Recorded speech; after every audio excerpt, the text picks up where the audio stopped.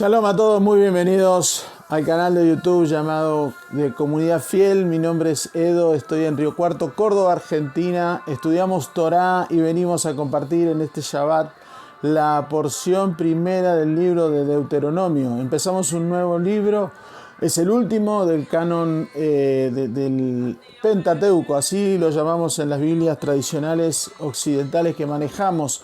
El nombre original de este libro se llama Devarim, y Devarim significa palabras o cosas, es una palabra en plural, y ese es el nombre original del libro que figura en la Torá. Este es el quinto libro del Pentateuco, nosotros lo llamamos como Deuteronomio, cuya traducción del griego es segunda ley. ¿Por qué segunda ley? Porque es la Torá que arma Moisés y tiene un mensaje especial dirigido a un pueblo particular, y estamos en las puertas de entrar a la tierra prometida luego de una trayectoria de 40 años de caminar en el desierto. Estamos por compartir este libro que tiene una profundidad, una riqueza, y tiene que ver directamente con la práctica diaria tuya y mía de estar en el Señor, en caminar con las cosas del eterno Dios.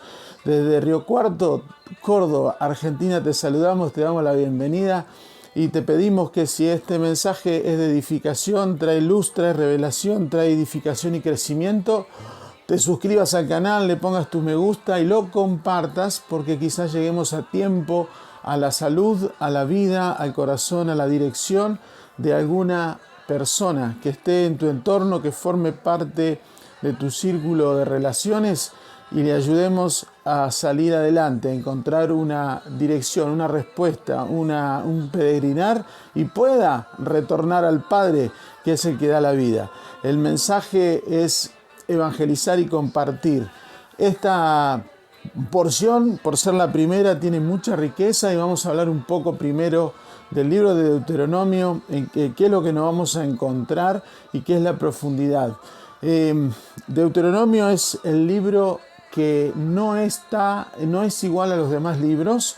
El libro de Deuteronomio tiene, o mejor dicho, no tiene lo que tenían los otros libros, donde la frase Dios habló a Moisés estaba presente. En el libro de Deuteronomio no existe esa frase. Aquí no existe Dios le habló a Moisés, sino que son palabras de Moisés de parte de Dios dirigidas al pueblo que estaba por tomar la tierra prometida, que es un pueblo particular con características muy distintas a las que al pueblo que caminó durante 39 años en el desierto, muy distintas al pueblo original que salió de Egipto cuando empezó el éxodo allá por el primer mes del año hebreo, cuando empezaron a contar los meses, y prácticamente al inicio de la primera celebración, que era Pascua, Pesaj. Este libro tiene las características de ser palabras de Dios transmitidas por un hombre elevado que sabe que no va a entrar a la tierra prometida, pero con una conciencia de reino muy especial, muy profunda, y que les va a marcar el camino a este pueblo que va a entrar. Deuteronomio Devarim es el libro que nos va a enseñar a caminar, y tiene mucha riqueza, mucha profundidad, y va a influenciar y te va a hacer tomar conciencia a vos y a mí de cómo llevamos adelante las cosas. Antes de entrar en el resumen, quiero contarte dónde está Devarim en la posición espiritual, y vamos a reconocer algo realmente muy, muy poderoso, y vamos a ver a Yeshua, a quien reconocemos como el mensajero de Dios enviado a las ovejas perdidas. Yeshua HaMashiach, así lo definimos. Lo vamos a ver recorriendo la Torá, presente en todo. Pero antes de entrar en este detalle de revelación, vamos a ver que Devarim es materialización. Devarim significa palabras o cosas. Es el plural de la palabra davar, y davar significa palabra. Y una palabra que se emite provoca cosas, y una palabra que se emite no es más ni menos que la materialización o la manifestación la expresión de una idea, de un pensamiento, de un concepto.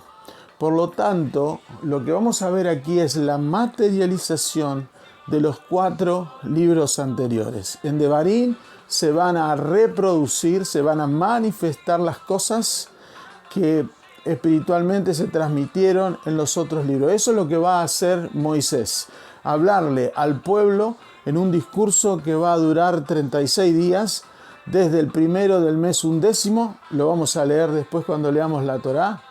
Ahí va a empezar su mensaje durante 36 días y el número 37, él va a dejar la tierra, él va a fallecer, él va a ser retirado del plano natural, del plano terrenal y va a desaparecer de la vida. Él ya no va a participar más, tal como Dios se lo anunció a él. Pero vamos a ver esto. La materialización es Devarim. Y vamos a recorrer el árbol de la vida. Este es nuestro árbol de la vida. El plano superior de nuestra alma es el que está conectado con la luminosidad divina, con la divinidad superior. Este es el plano natural del alma, mejor dicho, que es el que está en nosotros y el que trabaja aquí en la tierra. Y finalmente, esto se llama reino, Malhut, que es la dimensión de la materia, donde nos desarrollamos, donde actuamos, donde nos vemos, donde vos me ves a mí, yo te veo a vos y vos ves el universo, vos ves el planeta.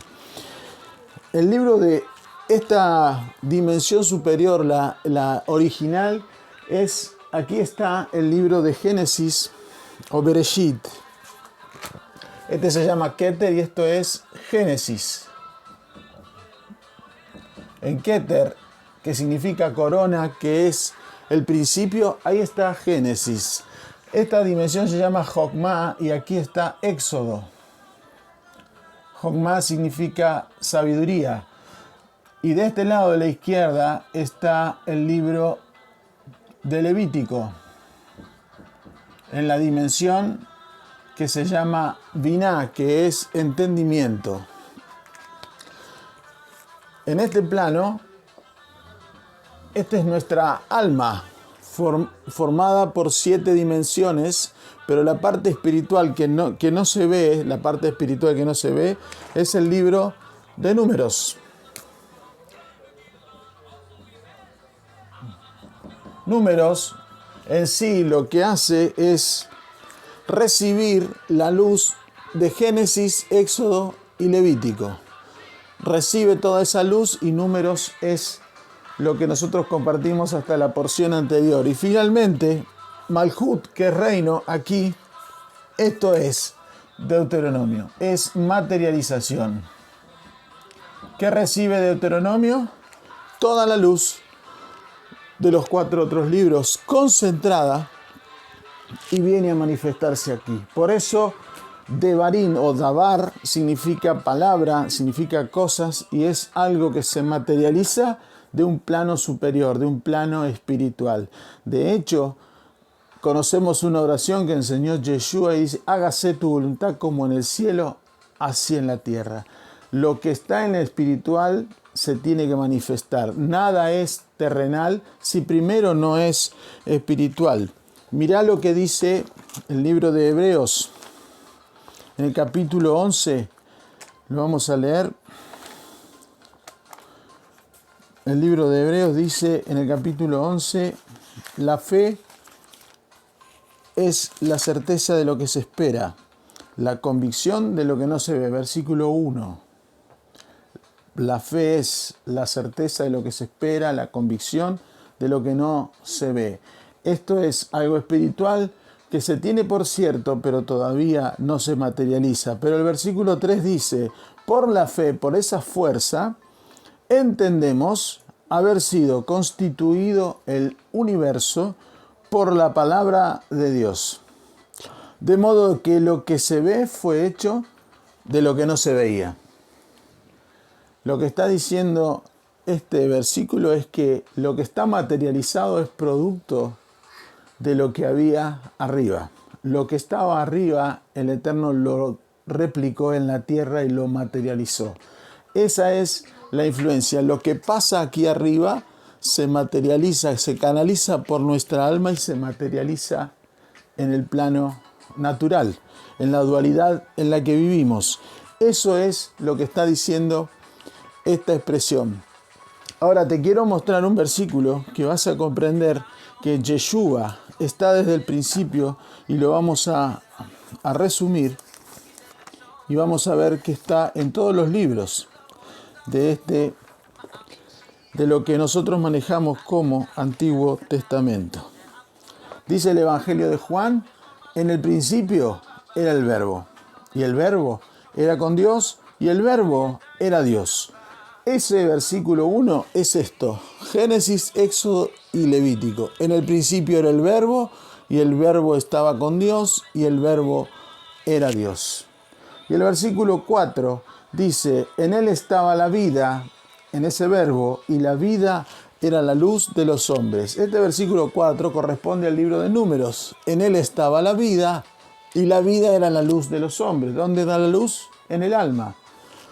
Y finalmente el versículo 14 dice: y aquel Verbo fue hecho carne, materia, y habitó en medio de nosotros, y vimos su gloria como el unigénito del Padre, lleno de gracia y de verdad. En definitiva, vemos que el espíritu de Yeshua estuvo presente desde la constitución de la Torá. Siempre estuvo y se materializó hace 2000 años en una persona de nombre Yeshua, que vino enviado a las ovejas perdidas de la casa de Israel. Las ovejas perdidas de la casa de Israel son parte de la casa de Israel que recibió toda la Torá en Sinaí hace 3300 años atrás. Ese es lo maravilloso de esta materialización. Para entrar en resumen, este mensaje, el libro de Devarim, o mejor dicho, la parashá de Devarim, concentra los capítulos 1 hasta el capítulo 3, verso 22. O sea, no lo termina completo. Y allí Moisés toma la decisión de llevarle un mensaje a un pueblo totalmente nuevo. 601.750 almas están reunidas para recibir este mensaje. Él empieza en el día 1 del mes 11 y comparte el mensaje de las palabras que Dios le habló a lo largo de 40 años. ¿Por qué tiene que hacer este resumen? Porque este pueblo es nuevo. No es el pueblo que salió de Egipto. Cuando salieron de Egipto, si había bebés, esos bebés ya se hicieron adultos y están dentro de estas 600.000 almas. Pero en aquel tiempo no tenían conciencia, no tenían noción ni comprensión de lo que era la intervención de Dios, no tenían idea de la esclavitud, no tenían idea de la liberación que estaban experimentando, ni tampoco consideraron un milagro o se asombraron del cruce del Mar Rojo pisando tierra en seco cuando se partió el mar. Todas estas cosas ellos no las experimentaron. Y además en el desierto nacieron personas nuevas, producto de la vida que llevaban en el desierto. Estas personas nunca supieron lo que fue ser esclavos y estaban recibiendo, iban a entrar a una tierra sin ningún tipo de mérito.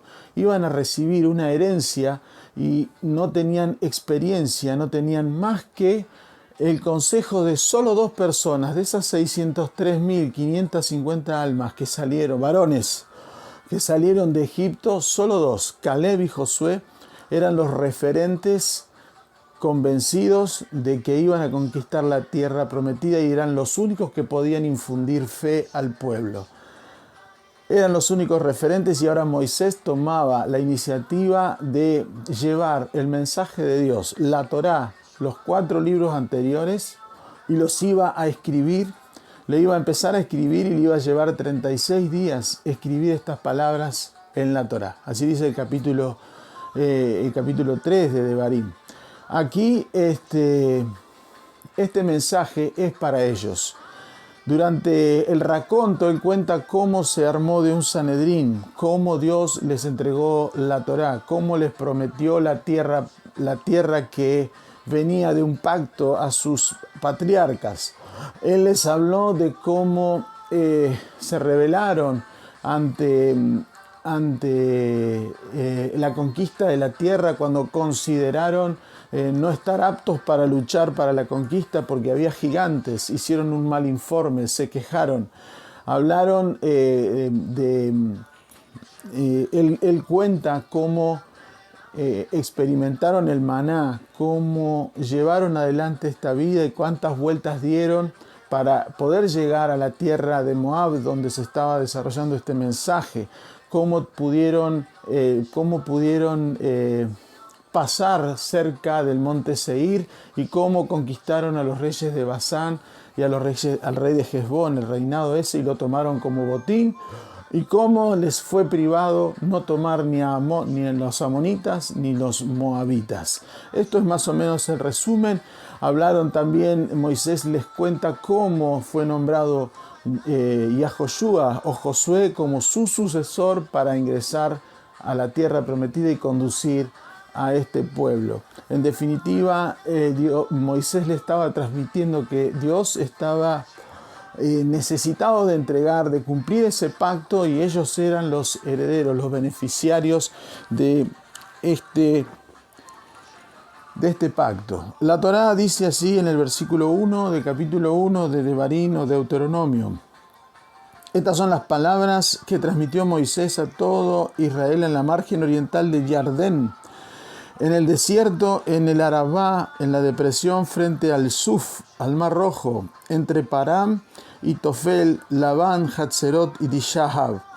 11 días de viaje hay desde Joreb, que es Sinaí, vía Monte Seir hasta Kadesh Barnea. Versículo 3, el día primero del mes 11, del 11º mes, en el año 40, Moshe le comunicó a los israelitas todo lo que Hashem le había ordenado respecto de ellos.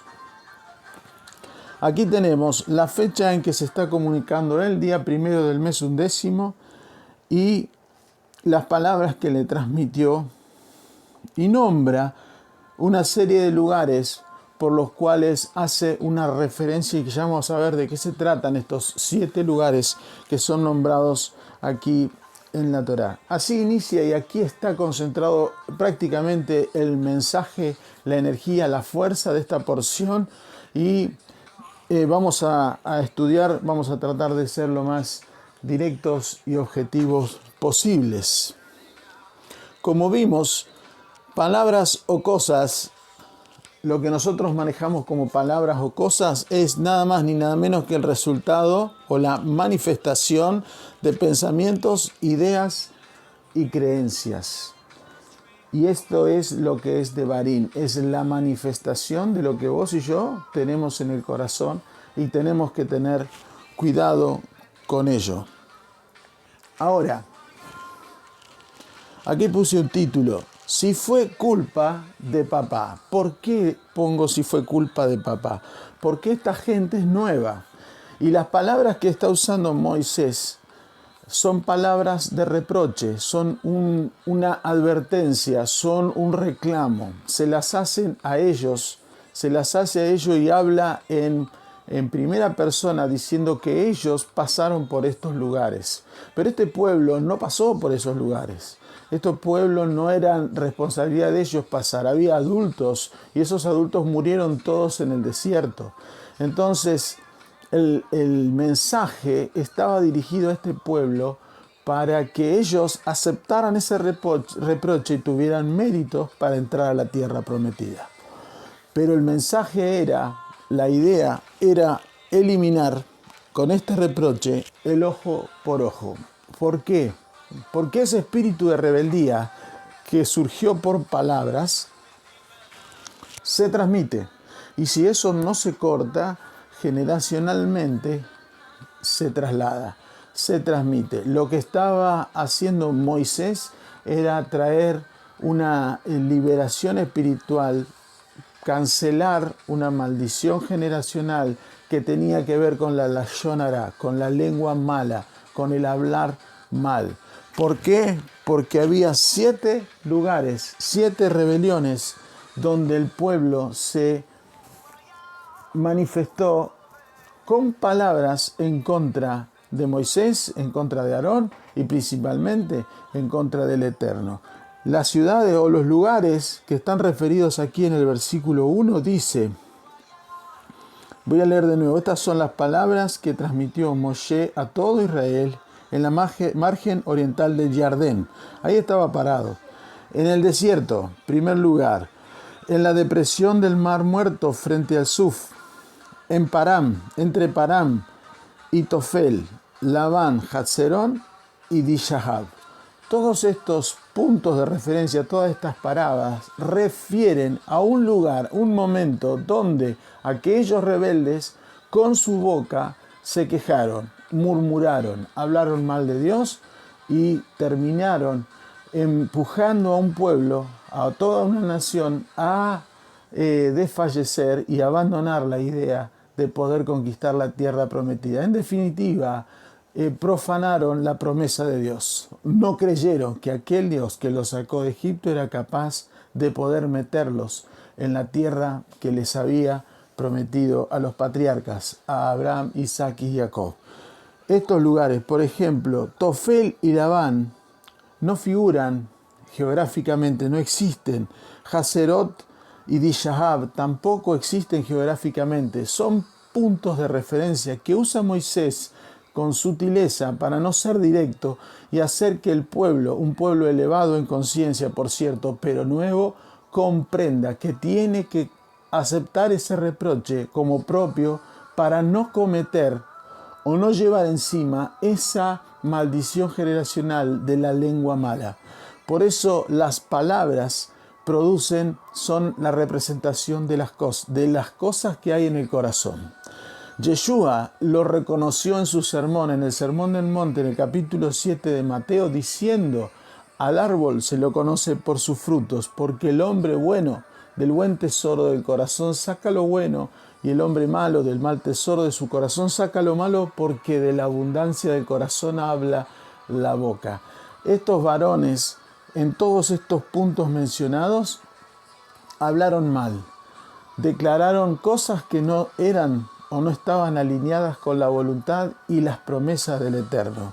Por ejemplo, Tofel y Labán representan al maná. Tofel significa insuficiente y Labán significa blanco. Insuficiente blanco es cuando un año después de recibir maná, los hebreos se quejaron, los israelitas se quejaron y criticaron al maná, lo categorizaron como insuficiente comida. Se quejaron contra ellos querían carne, querían pan, querían algo concreto, algo sustancioso según su manera de pedir. Hatzerot refiere a la rebelión de Coré y también a la murmuración de Miriam, cuando habló mal de su hermano Moisés. Dishahab significa oro abundante y refiere a la consolidación del becerro de oro hecho con el oro que Dios les dio o les permitió tomar de Egipto para utilizarlo en el tabernáculo. Estos puntos de referencia hacen que se muestre la rebeldía a través de murmuraciones, de palabras y de tomar en vano el nombre sagrado del Eterno y hablar mal del liderazgo puesto por el Eterno. Por eso, este mensaje está hecho a un pueblo nuevo. Y este mensaje es para nosotros, que recuperamos la identidad, que recuperamos la nacionalidad, la ciudadanía hebrea, que volvimos a injertarnos en Israel, porque hasta aquí no entendíamos por qué estábamos perdidos en las naciones sin una dirección. Teníamos una idea confundida de Dios, de un Dios malo que castiga, de un Dios religioso, de un Dios que nos sale de cuatro paredes, y ahora nos viene el mensaje, una advertencia para hacernos entender que tenemos que no caer de nuevo en las murmuraciones, que tenemos que cuidar el lenguaje, porque con el lenguaje, como vimos en Hebreos 11:3, el lenguaje crea mundos, genera realidades, modifica situaciones y afecta el futuro presente, el presente y el futuro inmediato y a largo plazo. Si no cambiamos nuestra manera de hablar, si no nos enriquecemos no enriquecemos el corazón de buenas palabras o palabras conforme a la voluntad del Eterno, el futuro realmente está condenado. Y eso es lo que nos enseña.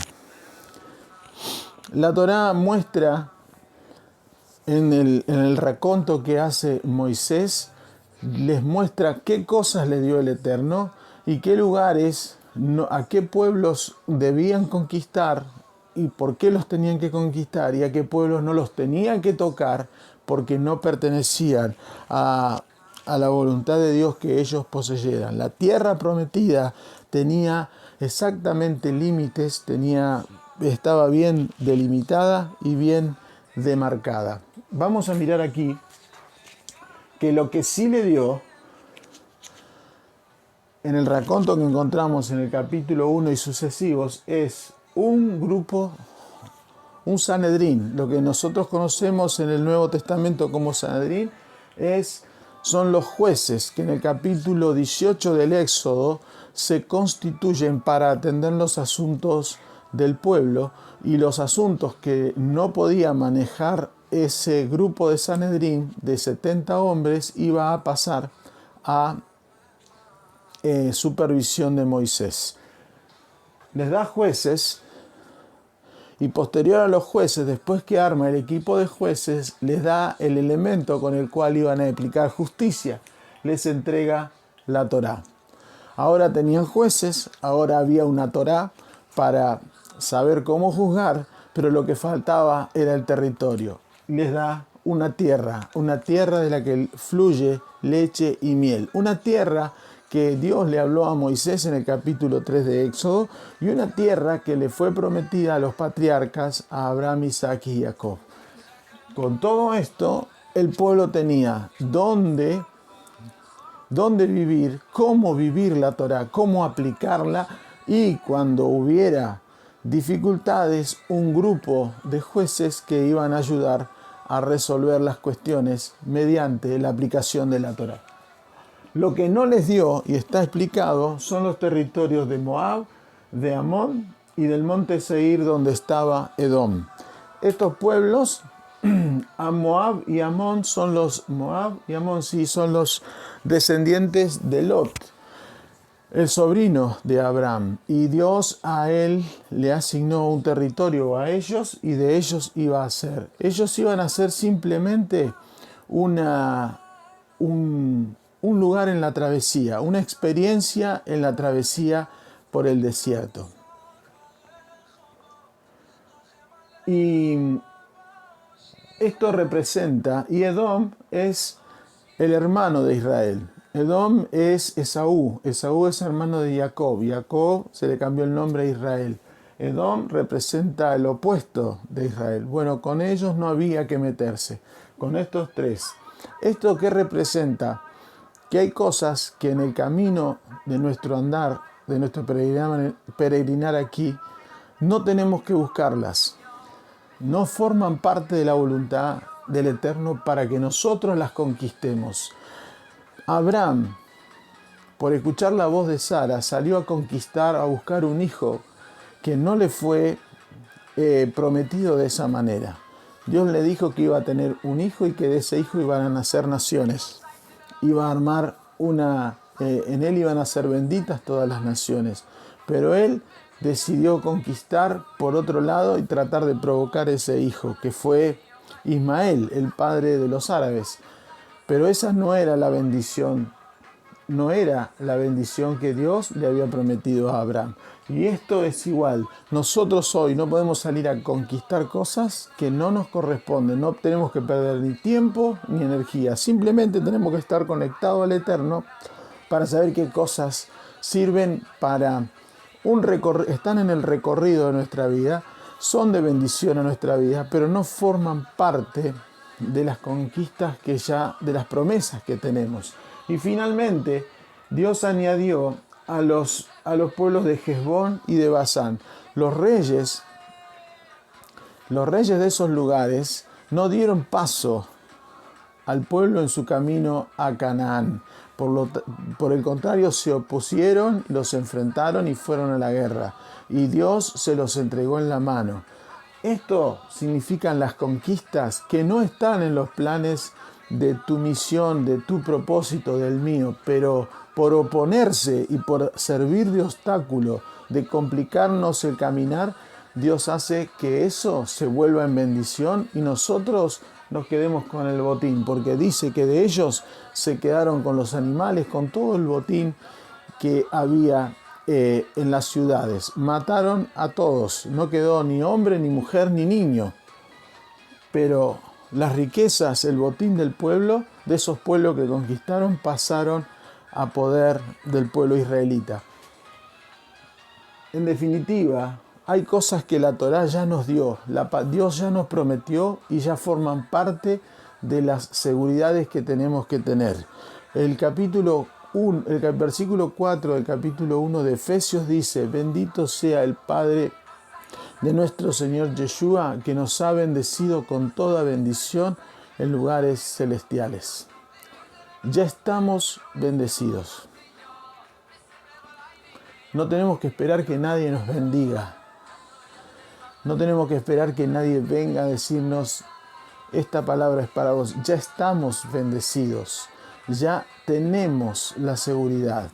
Esto forma parte y la riqueza está dentro de la palabra. Hay que leer, hay que estudiar, hay que meditar, porque cada uno de nosotros tiene una relación con el Eterno, de la cual surge el plan y el propósito de nuestra existencia, lo que tenemos que lograr. Si bien todos trabajamos para una unidad, nosotros tenemos, cada uno individualmente, tenemos nuestro propósito, y eso hay que buscarlo aquí. La tierra en la que estamos, la palabra de Dios y un sistema de jueces, que es nada más y nada menos que las directivas que vienen a través de su Ruach HaKodesh, de su Santo Espíritu de verdad. Hay cosas que no nos corresponden y hay cosas que se nos van a añadir. Yeshua enseñaba en el Sermón del Monte: busquen el reino de Dios y su justicia primeramente, y todas las cosas serán añadidas. Hay cosas que no tenemos que preocuparnos porque van a ser añadidas. Hay bendiciones que ya forman parte y nos van a alcanzar en la medida que sigamos la Torá. Este mensaje tiene el único propósito de despertar conciencia de unidad y comprender que la única forma de manifestar las bendiciones es utilizar correctamente nuestra manera de hablar. Y la manera de hablar solo se puede corregir llenando el corazón de la palabra del Eterno, tener presente las palabras del Eterno, saber cómo responder a una situación negativa respondiendo la palabra del Eterno. Yeshua fue tentado en el desierto y con palabras venció las tentaciones. Lo podés recorrer en el capítulo 4 de Mateo, en el capítulo 4 de Lucas. Pero él, con palabras y palabras de Dios, él venció los 3 niveles de tentación con los cuales fue probado en medio de una situación de carencia, porque dice la Biblia que tenía hambre. En una situación extrema de carencia, él no perdió de vista lo que decían las promesas, lo que decían las palabras, y con palabras venció las tentaciones que le fueron puestas y salió lleno del poder del Espíritu. Entró en el Espíritu, pero salió lleno del poder del Espíritu. Y eso es la diferencia de un Yeshua que iniciaba el ministerio a un Yeshua que comenzaba a caminar en el poder del Espíritu. Y eso es el modelo que nosotros tenemos que ambicionar, buscando en las Escrituras la verdad, la palabra, la directiva. Y eso es lo que nos enseña esto, que nosotros no tenemos que perder tiempo en cosas que no nos fueron dadas, ni tenemos que preocuparnos por cuánto se nos va a añadir, ni cuánto nos falta, sino que ya tenemos suficiente con esto. El pueblo estaba para creer esto. La promesa con la cual quiero terminar, en el capítulo 1, verso 8 dice: miren, pongo ante ustedes, esto es lo que transmite Moisés, que le dijo Dios, Miren, pongo ante ustedes la tierra prometida. Entren y tomen la tierra que Hashem juró a sus ancestros, a Abraham, a Isaac y a Jacob, que se les daría a ellos y a sus descendientes. Este versículo, metido aquí en el raconto, representa la garantía de la promesa.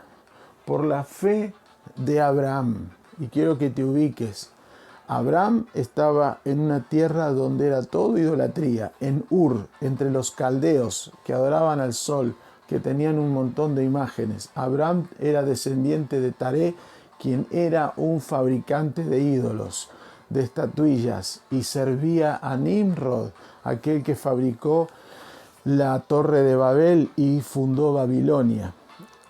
Ese nivel de idolatría, ese nivel de oscuridad había en Ur de Caldea, y Abraham, cuando escuchó la voz de Dios, logró desprenderse, salió y se convirtió en el primer hebreo. Él fue la semilla. Él fue la semilla y a él le fue prometido y cambiado el nombre para ser padre de multitudes. Se le prometió un hijo a una edad donde la matriz de Sara no era ya productiva, era estéril, y él era un hombre añejo. En estas condiciones, Abraham creyó que iba a haber un pueblo. Lo único que recibió él de testimonio se lo comparó a ese pueblo con el polvo de la arena o con la multitud de estrellas de incontables que son. Él solo tenía esa referencia, él creyó a esa promesa y se le aseguró que la tierra que él estaba pisando, que era Canaán, cuando él llegó a esa tierra, se la iba a guardar Dios para la descendencia. Él creyó. Y esta entrega de la tierra iba a ocurrir 1300 años después de aquella promesa. Pero él nunca pudo ver al pueblo consolidado, al Israel formado, al Israel libre. Y con esa convicción, él se la transmitió a Isaac, e Isaac se la transmitió a Jacob, y ninguno de los tres pudo ver a Israel consolidado y a punto de tomar la tierra. Lo que te quiero decir es que te hagas esta pregunta: ¿tus generaciones están a salvo?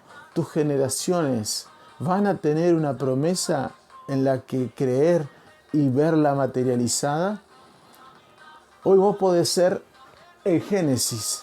Yo puedo ser el Génesis de una promesa que en generaciones venideras, que quizás vos ni yo conozcamos, reciban una herencia, reciban un devarim, reciban palabras y cosas de bendición. Este es el mensaje. En el capítulo 15 de Romanos, esta es la advertencia. Las cosas que se escribieron antes para nuestra enseñanza se escribieron, a fin de que por la paciencia y la consolación de las Escrituras tengamos esperanza. Quizás todo lo que vos pedís no se cumple inmediatamente o en un plazo que en tu mente o en la mía serían lógicos. Haces peticiones de salud porque necesitas curar tu malestar, tu enfermedad. Haces peticiones de armonía en tu hogar porque está todo disfuncional. Haces pedido por tener una pareja, un compañero, una compañera de vida, armar una familia, tener un matrimonio. Y no se da, y pasan las horas, y pasan los días, y hasta pasan años, y no se da. Tenés problemas financieros y la promesa de la restauración económica no llega. No decaigas al pensar de que estás orando mal, de que te falta leer más, de que te falta hacer más cosas. No va por ahí. Porque ni Abraham, ni Isaac, ni Jacob vieron al pueblo tomar la tierra prometida. Simplemente creyeron, esperanza contra esperanza. Creyeron a la verdad de Dios y no a la realidad que tenían delante de sus ojos. Esta es una advertencia de palabras, que cuides hoy el lenguaje, que cuides hoy tu corazón llenándolo de la palabra de Dios, que lo llenemos, porque yo también lo debo hacer, para que generaciones venideras, desde la inmediata a futuras generaciones, tengan un mensaje de salvación, de perpetuidad que recibir. Cuando Pablo le hablaba a Timoteo, él le hizo recordar que gracias a la fe de su abuela y de su madre, Loída y Eunice, él hoy estaba firme en la fe y podía conducir un pueblo a quien que él le había asignado. Lo que te transmitieron, las semillas que te transmitieron fueron personas que, como Abraham, creyeron que esa siembra iba a dar fruto. Y hoy el mensaje es a nosotros, que seamos el génesis de una generación que se va a salvar, que va a tener una promesa de la cual prenderse, y que recuerden que un día, en los años pasados, alguien como vos y yo la sembró en los corazones de aquellos inmediatos y que las encargaron de transmitirla. Desde Río Cuarto, Córdoba, Argentina, te saludamos. Te pedimos que tomes este mensaje, que lo lleves a tu vida y que lo compartas si te fue de edificación. Mi nombre es Edo, con todo mi amor te saludamos, te despedimos. Gracias por habernos acompañado. Que te sea de edificación y fortaleza para tu fe. Shalom.